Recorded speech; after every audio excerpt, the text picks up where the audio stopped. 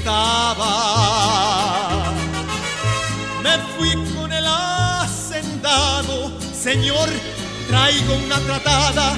Quiero que me dé un caballo por mi yegua colorada. ¿Cuál caballo es el que quieres?, le contesta el hacendado.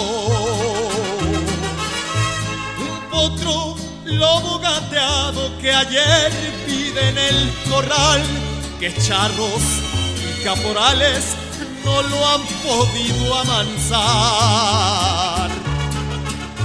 Te doy 1500 pesos y el potro te lo regalo.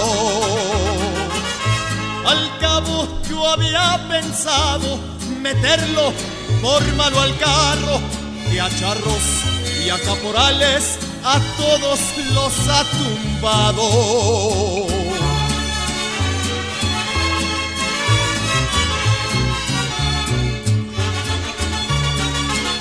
Luego que ya se hizo de él, el charro le echó una hablada. Ahora juega mi caballo con su yegua colorada. La carrera la dejamos pa'l día de la Candelaria. Le contesta el hacendado: no pienses que tengo miedo. Vámonos pa' la oficina a depositar el dinero. La carrera la dejamos pa' el 23 de febrero.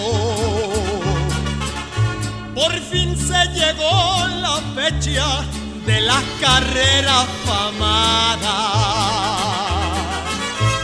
Volaban pesos tronchados a la yegua colorada, y al potro lobo gateado ni quien le apostara nada.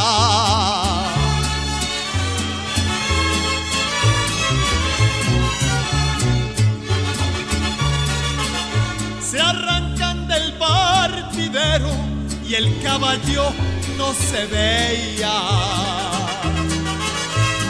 Toda la gente decía: qué caballo tan violento, no más alas le faltaban para volar por el viento. Y la yegua colorada, que de sangre era muy fina, todos le tenían respeto por ligera y por ladina, y el potro lobo gateado le quitó lo presumida. Ya con esta me despido, dispensen lo mal cantado. Aquí termina el corrido de un charro y un hacendado, de la yegua colorada y el potro lobo gateado.